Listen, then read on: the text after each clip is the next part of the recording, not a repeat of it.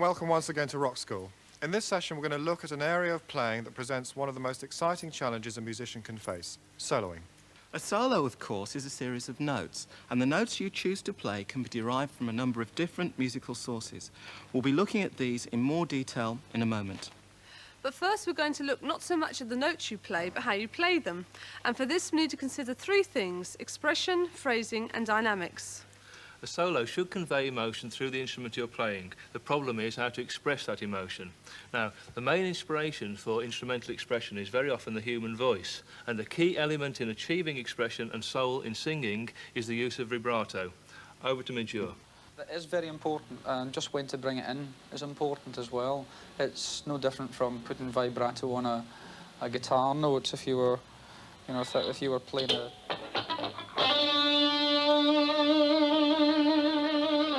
Bringing the vibrato in at the end, there's no point just doing it straight at the beginning. You know, if you want to do a bit of a nice drama.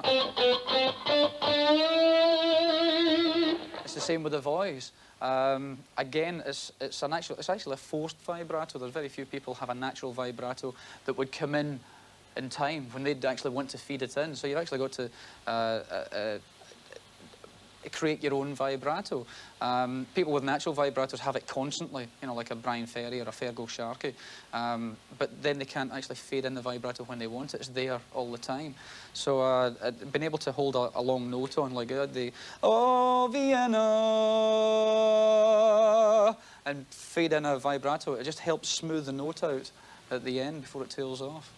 I was singing "How Do You Keep the Music Playing" in the for the theme for Goldie Hawn's and Burt Reynolds, and the director came up to me and asked me to take the southernness out of my voice. What he was actually telling me was to take the soul out of my voice. So I sang it like he told me to. How do you keep the music playing? And when I cut the record, I put the soul in it, which was a little doodads on the end, which was straight to vibrato. How do you keep the music playing? Those little doodads, you know what I mean? That's my soul, you know. I use a lot of different voices. I have probably 3 or 4 voices that I use on our records anyway. But I have one voice I haven't used yet, and that's my operatic voice.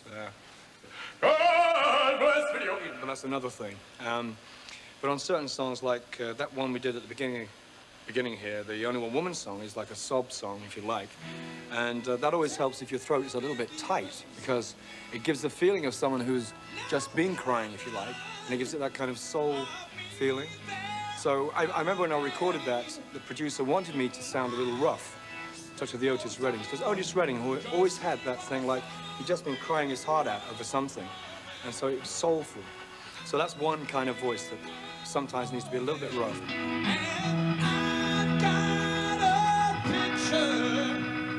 Of the woman I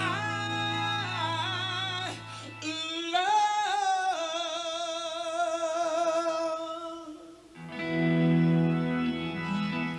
Many guitarists use techniques to emulate the voice in order to get more expression into their playing.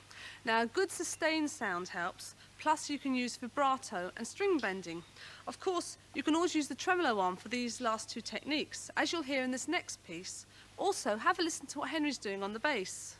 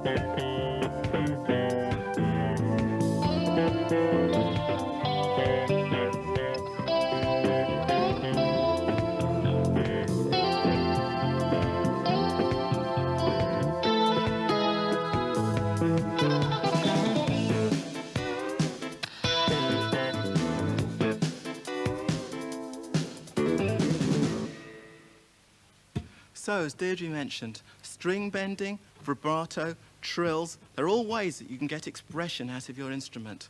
But on the bass guitar, you have the added and unique ability to be able to play percussion and melody at the same time by using the slapping and plucking technique. Now, in the last tune we played, I was playing the melody by pulling the string and strumming with my nails, like this.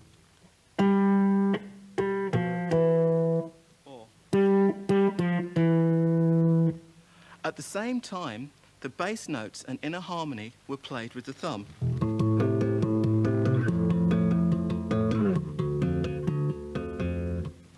So if you put all those techniques together, you're able to play percussion, melody, and harmony all at the same time. Something like this.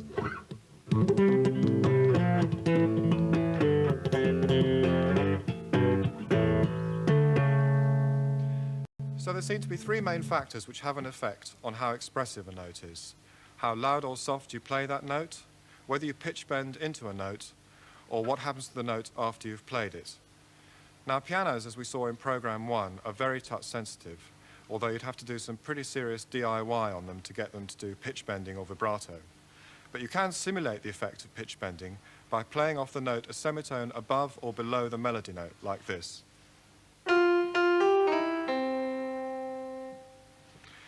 The first popular instrument to have added vibrato was the electric organ through a rotating speaker cabinet, and it sounded like this.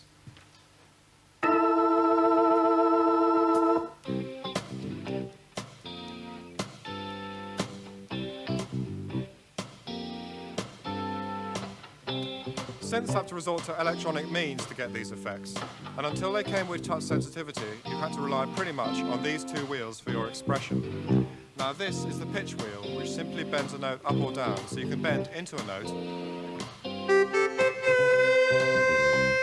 or you can bend a note while it's playing. This is the modulation wheel, which you can use to have various effects, but is most commonly used for vibrato.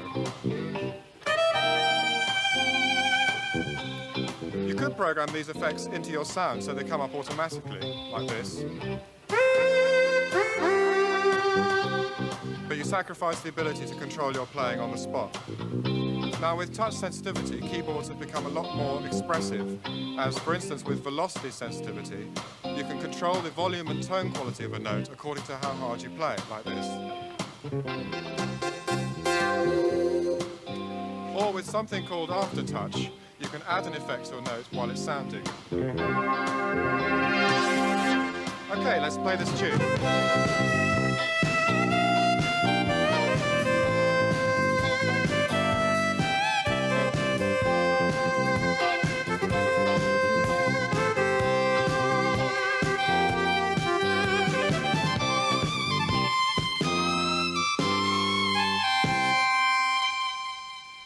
While we're on the subject of expression, I should mention the most important instruments of all, your fingers. It's well worth equipping yourself with a technique that will allow you to cope with the trickiest of melodies without having to go in for major surgery. Firstly, try to get used to holding your hand in a relaxed position with your fingers curved over at the ends. Think of there being a straight line between your elbow and these finger joints. Secondly, think about your fingering. That's which finger you use to play each note. Basically, the less contortions you have to go through, the better. There are no hard and fast rules about fingering, although it's worth bearing in mind a couple of basic points. First of all, try to avoid using your thumb on black notes, as you'll find this awkward, unless you're playing, say, this chord of F sharp. Secondly, if you're playing a long continuous phrase and you have to tuck your thumb under to play this, do it sooner rather than later, so you don't end up in knots. Otherwise, it's all pretty much common sense, although if you want to improve your fingering, you have to practice some scales. Here endeth the lesson. Now let's look now at a musician who's combined technique and expression to produce a truly amazing style. This is Jan Hammer. I have this thing that some of you might know. Get the ferrite started here.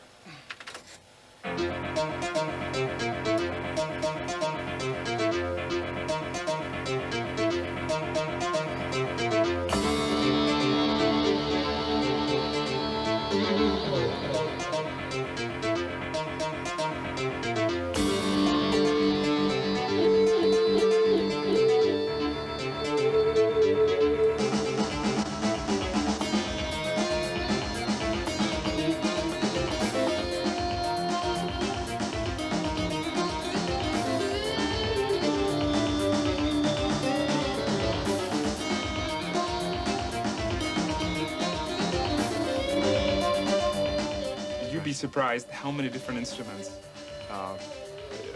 I can get that sort of sound on. It's really not a particular instrument or a particular patch.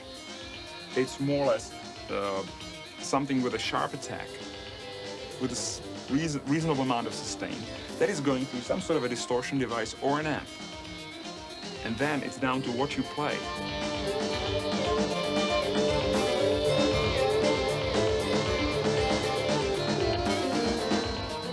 You become a guitar player or whatever instrument it is that you hear in your mind for the lead. And it's not just that you're trying to emulate a guitar, because guitar could not do the things that you can do on a keyboard. So you obviously come up with different sequences of notes. And that's where it really gets interesting, because it sounds like a guitar, but something tells you the guitar couldn't do that.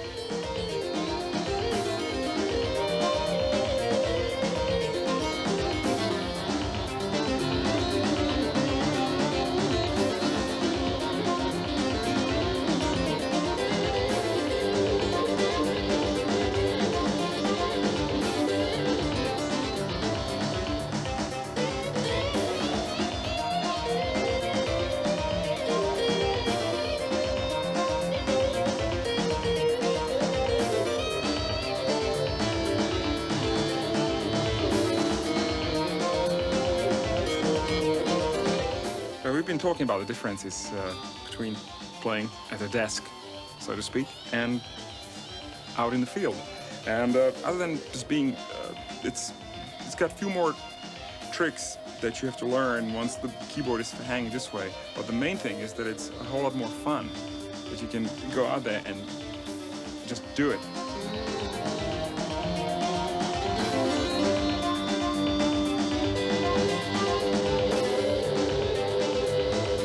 So, what can a drummer learn from all this lot? Well, when it comes to soloing, I suppose the drums are a bit different from other instruments. First of all, there's the awful cliche of the band walking off stage and leaving you to it. That is, you've got no backing. Also, of course, you've got no true way of utilising melody and harmony. This doesn't mean, however, that you can't be musical. Apart from being able to exploit the vast tonal and dynamic range of the kit, you can also develop and improvise on rhythmic phrases or motifs, and you can work within a structure just the same as would any other instrumentalist. The following piece is based on variations of a couple of rhythmic motifs, and also I've programmed an accompaniment into the drum machine just to emphasise the structure.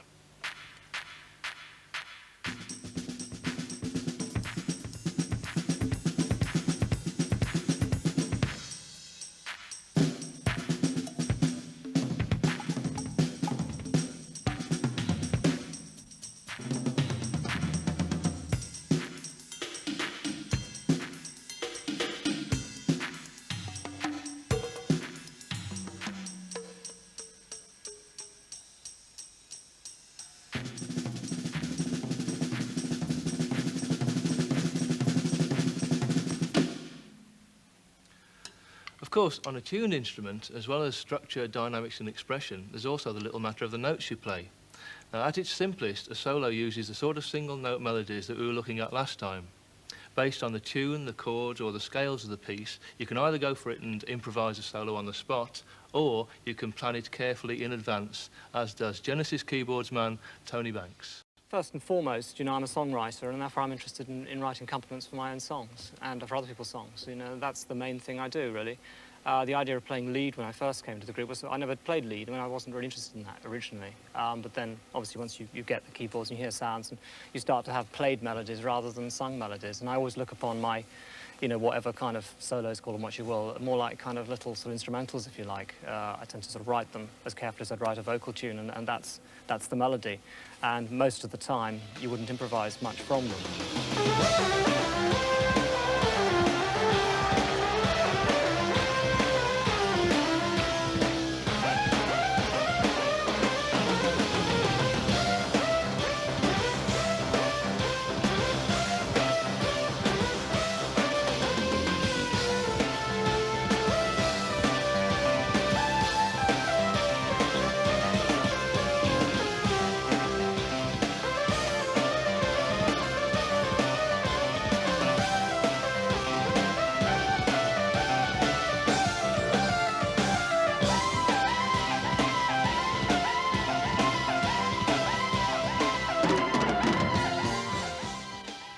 look at different ways of improvising. In the last series of Rock School, we talked about the pentatonic blues scale, one of the most versatile solo voices. It sounds like this. However, if you only play these notes, you might sometimes find it a little bit restricting. For example, on this chord sequence, it's C to G to A minor. You could try playing A natural minor, which is the scale of C major starting on A.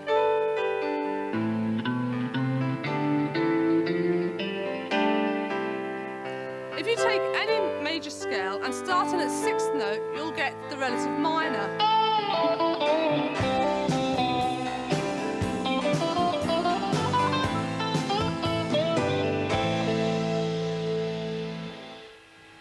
This idea of playing a major scale starting from a note other than its root note is the key to fresh and inventive ideas for soloing. This uses systems of notes called modes. Now, that relative or natural minor that I just played was also a mode. A mode is a displaced scale. If you take, for example, C major scale and played it 7 times over, starting each time on a different note, you would get 7 modes. The sound of each mode is different because each has a unique pattern of tones and semitones. Once you've worked out this pattern, you can play them in any key. Now, the names of modes derive from ancient Greek scales, and you can find out more about them in a good book. But for the moment, we're just going to look at 2 of the modes most commonly used in rock, which are the Dorian and Mixolydian. Now, the Dorian mode is simply like playing a major scale, but starting on the second step. If your major scale was C, your starting note would be a D, and it would sound like this.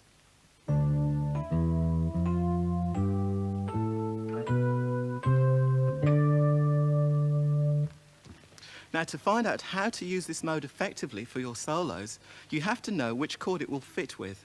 So what you do is take the root, 3rd, 5th, and 7th, and what you get are the notes of D minor 7th. So, a Dorian mode will sound good against a minor 7th chord, like this.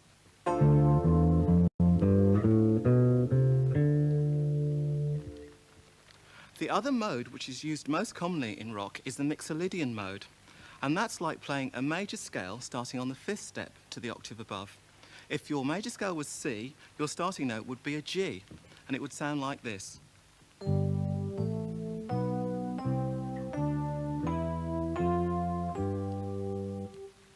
Now try taking the 1st, 3rd, 5th, and 7th. The notes you end up with are a G dominant 7th chord. Therefore, a Mixolydian mode will sound good against a dominant 7th chord.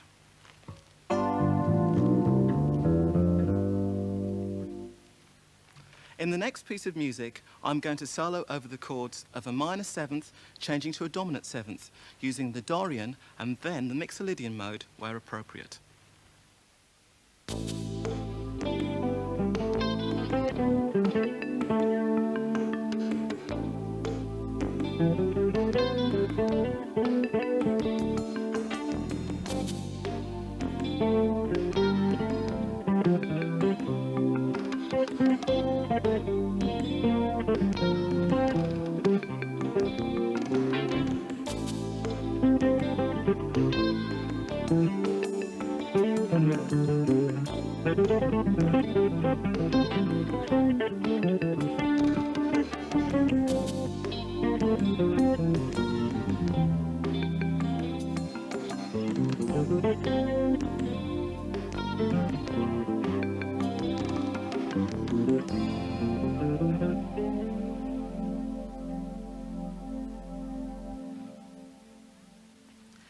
Now, to round off this programme on soloing, let's look at a technique that allows you to express yourself at great speed.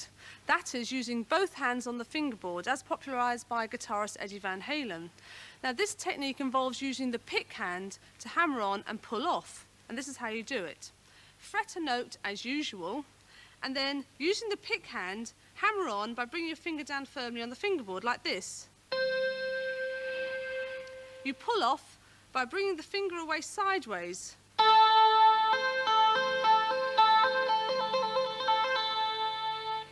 Now, this is a really good technique to use to build up arpeggios. So, for example, try out A minor.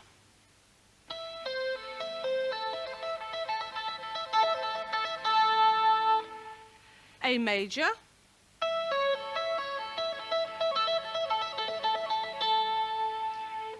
Now, if you pull off to an open string like this, you can bring your pick hand over to change the lower note.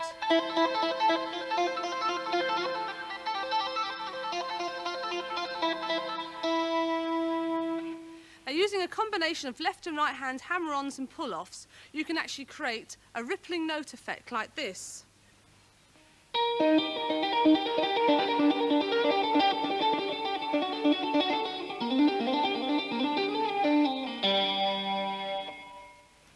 And of course, you can use all these techniques on the bass guitar as well. One of the leading exponents of this style is a guy called Billy Sheehan, who plays with the David Lee Roth Band. We couldn't get a film clip of him, so we'll have to do it. So, until next week, rock out.